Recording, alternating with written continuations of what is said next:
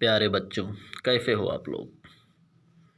आज के क्लास में आप लोगों का हार्दिक अभिनंदन है। चलिए आज के क्लास में हम लोग पढ़ते हैं पानीपत का तृतीय संग्राम। ठीक है बच्चों, पानीपत का तृतीय संग्राम। चलिए आगे बढ़ते हैं हम लोग। हाँ बच्चों, पानीपत का तृतीय संग्राम। तो ठीक है बच्चों, आप लोगों को मालूम है जैसे कि पानीपत का पहला युद्ध किसके बीच हुआ था। पानीपत का फर्स्ट युद्ध, प्रथम युद्ध किसके किसके बीच में हुआ था, बाबर और इब्राहिम लोदी के बीच में। अब पानीपत का दूसरा युद्ध किसके बीच में हुआ था बच्चों, अकबर और हेमू के बीच में। ठीक है, याद रखिएगा। पानीपत का पहला युद्ध बाबर और इब्राहिम लोदी के बीच में। पानीपत का दूसरा युद्ध लगभग वही बच्चों 1556 के आसपास हुआ था। 1526 में पहला और 1556 में लगभग दूसरा पानीपत का दूसरा युद्ध हुआ अकबर और जो है हेमू के बीच में। और पानीपत का तीसरा युद्ध आज हम लोग पढ़ने चल रहे हैं। ठीक है, चलिए आगे बढ़ते हैं हम लोग। पानीपत जो है ये दिल्ली से 60 मील दूर है। पानीपत जो स्थान है दिल्ली से 60 मील दूर है। पानीपत का प्रथम युद्ध जैसे अभी हमने बताया 1526 में बाबर और इब्राहिम लोदी के बीच में। दूसरा युद्ध 1556 में अकबर और हेमू के बीच में। और पानीपत का तृतीय युद्ध 1761 में। ठीक है बच्चों, इसको आप लोग अभी बता चुके हैं। 1761 में इस युद्ध को अफगान मराठा युद्ध के नाम से भी जाना जाता है। ठीक है, इसमें ये युद्ध अफगानों और मराठों के बीच में, जिसमें अफगान जो है अफगान सेनापति था अहमद शाह अब्दाली और मराठा सेनापति थे सदाशिवराव भाऊ। ठीक है, देखते हैं। मराठा सेना नायक थे सदाशिवराव भाऊ या जिन्हें भाऊ साहब कहा जाता है। अफगान सेना नायक था अहमद शाह अब्दाली। ठीक है बच्चों, चलिए। और उसमें भारत की स्थिति क्या थी। भारत की स्थिति में राजनीतिक अस्थिरता थी, आपसी फूट थी। वैसे भी आप लोग देखे होंगे भारत में आपसी फूट का विदेशियों ने बहुत लाभ उठाया है। और तत्कालीन मराठा पेशवा कौन थे, बालाजी। बहुत ही महत्वपूर्ण इससे प्रश्न बनता है बच्चों कि पानीपत के संग्राम के समय मराठा पेशवा कौन थे। ठीक है, चलिए आगे बढ़ते हैं। अब्दाली का भारत पर आक्रमण। अब्दाली ने कब कब भारत पर आक्रमण किया था। सबसे पहला आक्रमण इसने किया था 1748 में, जो कि असफल हुआ। द्वितीय आक्रमण किया 1750 ईस्वी में। मुल्तान, सिंध एवं पंजाब पर इसने इस आक्रमण में अधिकार किया। तृतीय आक्रमण किया 1751 में। इस आक्रमण में इसने कश्मीर पर अधिकार किया। ठीक है बच्चों, और इसी 51 के बाद 1756 में मुगलों ने फिर से पंजाब पर अधिकार कर लिया। ठीक है बच्चों, देख लीजिए। पंजाब पर द्वितीय आक्रमण में जब अब्दाली ने अधिकार किया था तो 1756 में मुगलों द्वारा पंजाब पर फिर से अधिकार कर लिया गया। तो चौथा आक्रमण इसने किया कहाँ, चौथा आक्रमण 1757 में करके पुनः पंजाब पर अधिकार किया। और पांचवा आक्रमण 1759 में किया, पंजाब पर नियंत्रण उसने स्थापित किया। उसके बाद एक एक करके मराठों को पराजित करना प्रारंभ कर दिया। ठीक है बच्चों, एक एक करके, इकट्ठे नहीं। इनमें सिंधिया, राव, होलकर, इन सबको पराजित किया था इसने। ठीक है, और आगे स्थिति जो थी, मुगल स्थिति बहुत कमज़ोर हो चुकी थी मराठा काल में। मराठा क्या बोलते हैं, ये सदाशिवराव पेशवा बालाजी के काल में औरंगजेब की मृत्यु हो चुकी थी। ठीक है, औरंगजेब की मृत्यु हो चुकी थी। सारी कट्टरता उनकी जो है लगभग समाप्त हो चुकी थी। और हाँ, मुगल मराठा एक समझौता हुआ था। इस समझौते के अंतर्गत मुगलों की सुरक्षा का उत्तरदायित्व मराठा पेशवा की थी, क्योंकि उस समय मुगल शक्ति लगभग काफ़ी हद तक कमज़ोर हो चुकी थी और मराठा शक्ति काफ़ी उन्नत थी, नंबर 1 पे। अब देखिए, अहमद शाह अब्दाली को मात देने के लिए पेशवा बालाजी ने सदाशिवराव के नेतृत्व में, सदाशिवराव भाऊ के नेतृत्व में एक शक्तिशाली सेना को रवाना कर दिया। ठीक है, और उसका प्रधान सेनापति किसको नियुक्त किया, विश्वास राव को, जो कौन था, पेशवा बालाजी का पुत्र था विश्वास राव। ठीक है बच्चों, चलिए अब युद्ध के मैदान से कुछ दूर आकर मराठों का शिविर जो है, मराठों ने अपना शिविर लगाया पानीपत के मैदान में। कब? अक्टूबर 1760 में। और चारों तरफ खाइयों एवं अवरोध को से अपने को सुरक्षित करके अब्दाली के आक्रमण की प्रतीक्षा करने लगा। यानी अपनी शिविर के चारों तरफ अपनी सामरिक स्थिति को सुदृढ़ करके खाई भी खोद लिए, अवरोध अन्य जो भी हो सकता था पैदा कर लिए। उसके बाद अपने आप को सुरक्षित जब करके किलेबंदी के रूप में अब्दाली के आक्रमण की प्रतीक्षा करने लगी। हालांकि किसी भी आक्रमण की प्रतीक्षा कभी नहीं करना चाहिए, बल्कि विजय के लिए आक्रमण पहले करना चाहिए। ठीक है बच्चों, शायद यही गलती मराठों की रही। और नवंबर 1760 में, अक्टूबर यानी 1760, नवंबर 1760, यानी लगभग 1 महीने का समय लगा दिया अब्दाली ने। यानी का मतलब सारी स्थिति अब्दाली समझकर अब्दाली भी पानीपत के मैदान में शत्रु से 8 किलोमीटर दूर पर अपना शिविर लगाकर इसने भी उसे सुरक्षित कर लिया। ठीक है बच्चों, इसने भी उसे सुरक्षित कर लिया। अब इसमें देखिए इसकी तुलनात्मक शक्ति क्या थी। मराठों की तुलनात्मक शक्ति थी 55,000 घुड़सवारों की। और क्या बोलते हैं, मराठों की शक्ति कुल क्या थी। तुलनात्मक शक्ति का मतलब होता है हम दोनों की अब तुलना कर रहे हैं बच्चों। तो मराठों की शक्ति जो थी वो थी जिसमें 55,000 घुड़सवार, 15,000 पैदल सैनिक, इनमें 9,000 बंदूकधारी सैनिक भी थे। इन्हीं पैदल सैनिकों में बंदूकधारी का मतलब वही मस्केटधारी सैनिक, 15,000 पिंडारी सैनिक, बच्चों वही जो लूटपाट करते थे, और 200 हल्की एवं भारी तोपें थी। ठीक है बच्चों, चलिए। और अफगान सेना की स्थिति क्या थी। 41,000 घुड़सवार, 38,000 पैदल एवं बंदूकधारी सैनिक, 70 से 80 तोपें एवं भारी संख्या में रॉकेट। और इस सेना में मराठों के शत्रु मुस्लिम सामंतों की भी सेना थी। कहने का मतलब जो भारत में जो मुस्लिम सामंतीय राजा थे, जो मराठों के शत्रु थे, वो भी जो है इस युद्ध में अहमद शाह अब्दाली का साथ दिया या अफगान सेना का साथ दिया।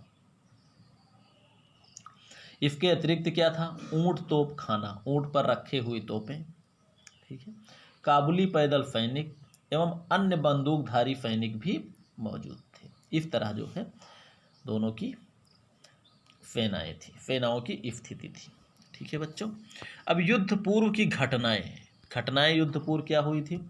पहली बात तो दोनों ओर से युद्ध से 3 माह पूर्व, यानी दोनों ही, छोनों नहीं बच्चों, ये है दोनों, क्योंकि दोनों ने ही 3 माह पूर्व सैन्य शिविर का निर्माण कर लिया था और दोनों ही एक दूसरे की निगरानी करना प्रारंभ कर दिया, अर्थात जासूसी कार्य वहीं से प्रारंभ हो गया और एक दूसरे पर छिटपुट आक्रमण भी करना प्रारंभ कर दिए। और अब्दाली द्वारा मराठों को परेशान करने के लिए 5,000 सैनिकों की नियुक्ति भी कर रखी थी। ठीक है बच्चों, अब्दाली ने मराठों को परेशान करने के लिए 5,000, एक प्रकार से ये भी एक गतिशील दल या गुरिल्ला कार्रवाई कह सकते हैं हम इसको, ये भी एक प्रकार का छापामार या गुरिल्ला दल ही था। और मराठों द्वारा अब्दाली के संचार मार्गों पर आक्रमण हेतु गोविंदराव के नेतृत्व में एक सैन्य टुकड़ी को लगाया गया था। कहने का मतलब आपका अब्दाली ने भी 5,000 सैनिकों को नियुक्त किया था युद्ध पूर्व परेशान करने के लिए, और मराठों ने भी यही गतिविधि अपनाई थी, गोविंदराव के नेतृत्व में एक टुकड़ी लगा दिया छापामार आक्रमण के लिए या संचार मार्गों पर आक्रमण करने के लिए। ठीक, और अब्दाली ने मराठों के एक बड़े रसद भंडार कुंजपुर पर आक्रमण करके उस पर अधिकार कर लिया। जब अधिकार कर लिया तो यहीं से जो है युद्ध का प्रारंभ हो जाता है बच्चों।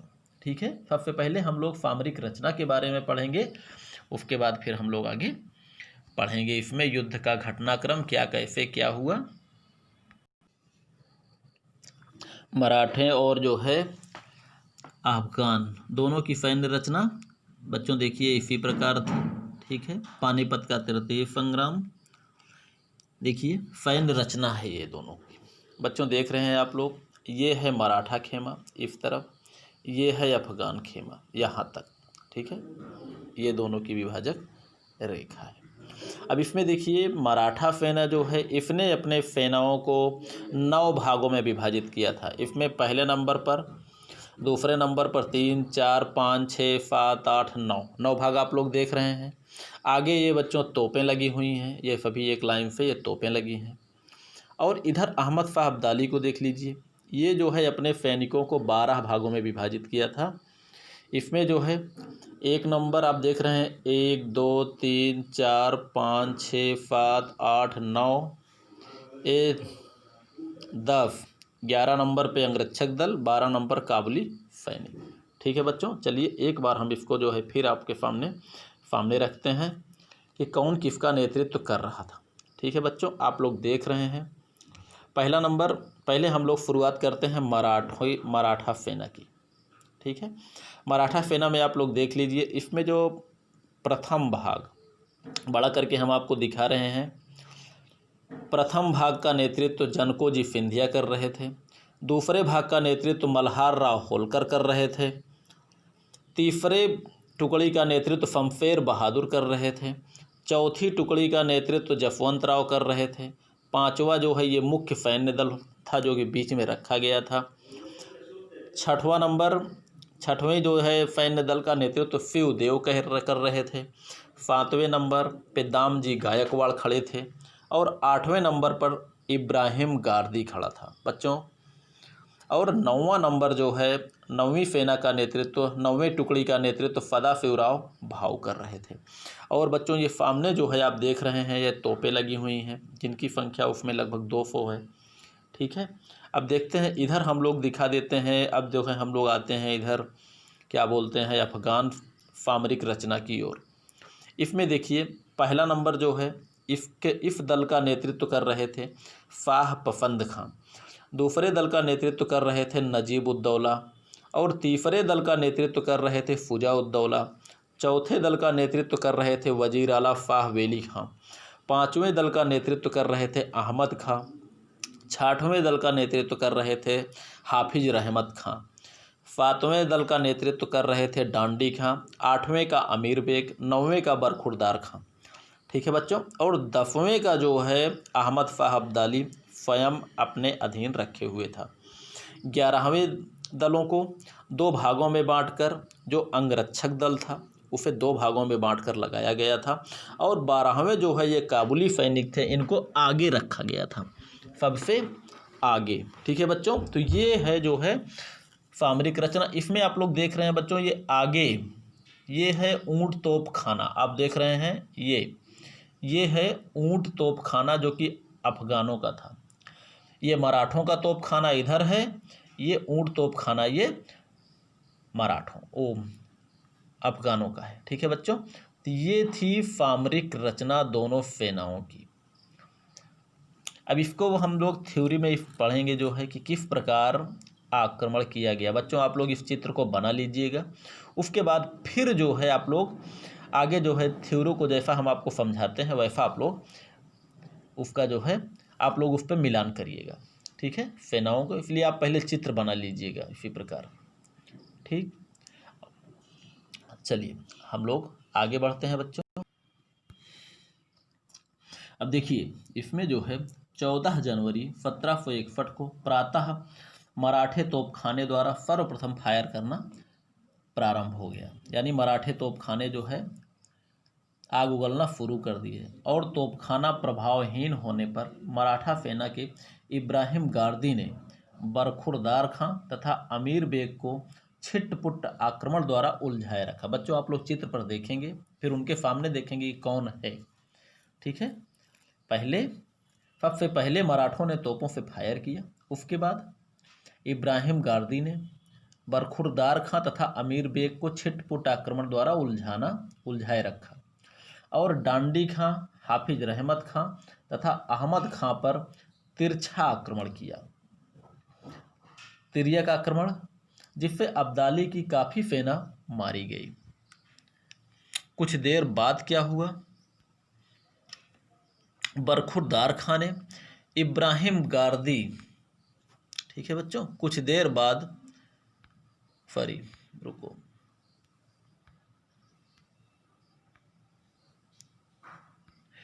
कुछ देर बाद बरखुरदार खां ने इब्राहिम गारदी पर घुड़सवार सेना द्वारा आक्रमण करके उसे समाप्त कर दिया गया। कहने का मतलब तेजी से आक्रमण किया और मराठों के एक सेना की टुकड़ी जिसका नेतृत्व इब्राहिम गारदी कर रहा था उसको समाप्त कर दिया। अब मराठा सेना के मुख्य दल द्वारा अब्दाली की सेना पर भयानक आक्रमण किया गया और इस आक्रमण में वजीर आला, बच्चों वजीर आला लिखा हुआ है, आप लोग देख लेंगे, फाहवेली खां का भतीजा अंते खां जो कि उन्हीं के साथ में था और उसके 3000 सैनिक मारे गए। उसके बाद क्या हुआ, नजबुद्दौला या नजीबुद्दौला, नजीबुद्दौला होना चाहिए बच्चों, ये नजबुद्दौला लिख उठा है, नजीबुद्दौला द्वारा मराठा सेना पर भारी मात्रा में रॉकेट से फायर किया गया, रॉकेट से फायर किया गया, जिससे डरकर मराठा घुड़सवार सेना आगे नहीं बढ़ पाए। और इसी समय मौका पाकर शाह पसंद खां ने मराठा सेना पर अपने घुड़सवारों से आक्रमण करके उसे तितर बितर कर दिया। बच्चों आप लोग चित्र पहले बनाकर तब आप लोग इसको सुनेंगे तो ज़्यादा समझ में आपके आएगा। और इसी तरह लगभग दोपहर तक दोनों सेनाएं लगातार एक दूसरे पर छिटपुट आक्रमण करके संघर्षरत रहीं, अर्थात युद्ध करती रहीं, और जिसके कारण दोनों सेनाएं काफ़ी थक गईं,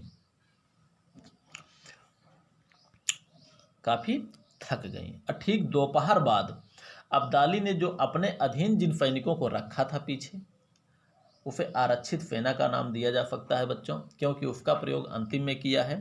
तो अब्दाली की वो एक प्रकार से आरक्षित सेना को उसने अपने अधीन रखा था।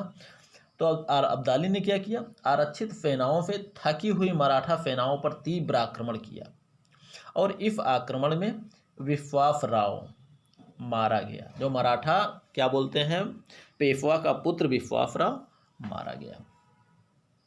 और थकी हुई मराठा सेना इस आक्रमण से भारी दबाव में आ गई, जिसके कारण सिंधिया, गायकवाड़, शमशेर बहादुर तथा जसवंत राव युद्ध भूमि से भाग खड़े हुए। ठीक है, अनियंत्रित मराठा सेना पर अब्दाली की अंगरक्षक सेना ने धावा बोल दिया, जिसके कारण मराठा सेना पूरी तरह से अब्दाली की सेना से घिर गई। ऐसी स्थिति में मराठा सेना के पास भागने के अतिरिक्त और कोई विकल्प नहीं बचा और भागती हुई मराठा सेना का अफगान घुड़सवारों ने 20 मील तक पीछा करके अधिकांश को मौत के घाट उतार दिया। इस संग्राम में प्रधान सेनापति विश्वासराव एवं सदाशिवराव भाऊ वीरगति को प्राप्त हुए। अन्य सेनापतियों में जैसे इब्राहिम गारदी, जसवंत राव, शमशेर बहादुर, सिंधिया आदि या तो युद्ध में मारे गए या बंदी बनाकर इन्हें मार दिया गया। ठीक है बच्चों, इस युद्ध में 5000 मराठा योद्धा मारे गए, जिससे मराठा शक्ति बिल्कुल क्षीण हो गई। 5000 नहीं बच्चों, ये 50,000 होना चाहिए, थोड़ी सी गलती से छप गई है। ठीक है, इस युद्ध में लगभग 50,000 मराठा योद्धा मारे गए थे, जिससे मराठा शक्ति बिल्कुल खत्म हो गई थी। कहने का मतलब पानीपत का युद्ध 1761 के बाद मराठा शक्ति लगभग समाप्त हो गई थी बच्चों। ठीक है, वैसे भी देखा जाए तो ये युद्ध जो है, क्योंकि मराठों द्वारा लड़ा गया ये पहला ही आमने सामने का युद्ध है जिसमें इन्होंने पराजित हुए। जबकि अगर देखा जाए तो इनको अपने पूर्व जो है मराठा सैन्य पद्धति को याद करते हुए शिवाजी की युद्ध कला को अपनाना चाहिए था, जिसे कहते हैं कौन सा युद्ध, छापामार या गुरिल्ला युद्ध। ऐसी स्थिति में अगर ये शायद गुरिल्ला युद्ध अपनाते तो संभवतः जो है इतिहास जो है इनका कुछ और ही होता, ये पराजित नहीं हुए होते, क्योंकि इनकी शक्ति कमज़ोर नहीं थी, ये बहुत ही आगे बढ़ चुके थे। लेकिन वही है कि जो होना है बच्चों तो होगा ही। देखिए इस युद्ध से हमें क्या शिक्षाएं मिलती हैं, इसके बारे में आप लोग थोड़ा सा देख लीजिए। इस संग्राम में मराठा सेना अपनी पारंपरिक युद्ध कला का प्रयोग नहीं किया, जिसके कारण उन्हें पराजय मिली। पारंपरिक युद्ध कला का मतलब होता है बच्चों छापामार युद्ध कला। भाई मराठों की बुनियाद ही छापामार युद्ध कला के दम पर पड़ी थी। ठीक है, मराठों की परंपरा ही छापामार युद्ध कला मानी जाती है। इसमें उन्होंने खुलकर आमने सामने की लड़ाई लड़ी, इसलिए जो है इनकी पराजय मिली। अगर ये छापामार युद्ध अपनाए होते या गुरिल्ला युद्ध कला अपनाए होते तो संभवतः जो है युद्ध का इतिहास कुछ और होता। अब देखिए, मराठा पेशवा बालाजी स्वयं इस युद्ध में पूर्ण भागीदारी का निर्वाह नहीं किया था, और स्वयं इस युद्ध में इन्होंने भाग नहीं लिया, जिससे मराठा सेना पूर्ण मनोबल से युद्ध नहीं कर पाई। ठीक है बच्चों। अब इधर देखिए, भारतीय मुसलमानों ने अब्दाली को पूरा सहयोग दिया।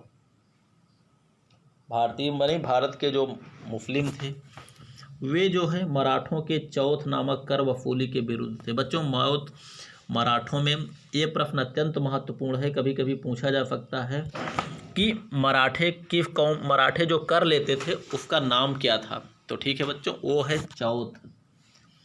मराठों के कर का नाम क्या है? चौथ। ठीक, चलिए। और अब्दाली की सैन्य रचना उत्तम थी, जिससे उसने अपने फ्रंट को काफ़ी लंबा कर रखा था, जिससे मराठे उसके बाजुओं से आक्रमण ना कर सके, यानी मराठे उसके बाजुओं से होकर पीछे ना जा सके। ठीक है बच्चों, चलिए। रिजर्व या आरक्षित दल युद्ध में महत्वपूर्ण भूमिका निभाती है। कब? अंतिम समय में बच्चों, अर्थात जब सेना थक जाए शत्रु की, तब जो है रिजर्व कार्य अत्यंत ही महत्वपूर्ण हो जाता है और अत्यंत ही आसान भी हो जाता है युद्ध जीतने के लिए, क्योंकि थकी हुई सेनाओं को समाप्त करना किसी भी सेना के लिए सरल होता है, इजी होता है। ठीक, रिजर्व या आरक्षित सेना युद्ध में महत्वपूर्ण भूमिका निभाती हैं, जिसका लाभ अब्दाली को मिला, क्योंकि मराठों के पास रिजर्व नहीं थी और अब्दाली ने अपने पास रिजर्व करके रिजर्व सेना को रखा था, आरक्षित सेना को रखा था। पेशवा के युद्ध भूमि में न होने से मराठा सेनापतियों में आपसी तालमेल एवं सहयोग का अभाव था, अर्थात जो प्रधान सेनापति मुख्य जो है पेशवा नहीं थे, तो उनके अधीन जो अन्य मराठे थे वे तो लगभग समान थे, इसलिए कोई अच्छा तालमेल, अच्छी रणनीति ये लोग नहीं बना सके और एक दूसरे के ऊपर परस्पर जो है अविश्वास करते रहे। मराठा सेना अपनी युद्धरत टुकड़ी की मदद की कोई व्यवस्था नहीं कर पाई, जिस सैन्य टुकड़ी पर दबाव पड़ता वही धराशायी हो जाती। अर्थात जिस सैन्य टुकड़ी पर अचानक आक्रमण होता, मराठा सेना को चाहिए था कि उस सैन्य टुकड़ी की मदद के लिए वहां से सैनिक आगे जाने चाहिए अन्य टुकड़ियों से, लेकिन ऐसा नहीं किया उसने। एक एक करके अब्दाली के सिपाह सालारों ने एक एक करके संपूर्ण मराठों को समाप्त कर दिया और मराठा शक्ति क्षीण हो जाने पर ब्रिटिश शासन के पैर जमने के अवसर दिखाई देने लगे और हुआ भी वही। इस युद्ध में भारतीय हिंदुत्व की शक्ति को लगभग पूर्णतया समाप्त कर दिया गया। ठीक है बच्चों, चलिए ये चैप्टर बच्चों समाप्त हुआ। बाकी आगे अब हम लोग पढ़ेंगे आगे सिख सैन्य पद्धति, वो भी अगले भाग में। ठीक है बच्चों, तब तक के लिए आप लोग पढ़िए, लिखिए, खाइए, पीजिए, मस्त रहिए।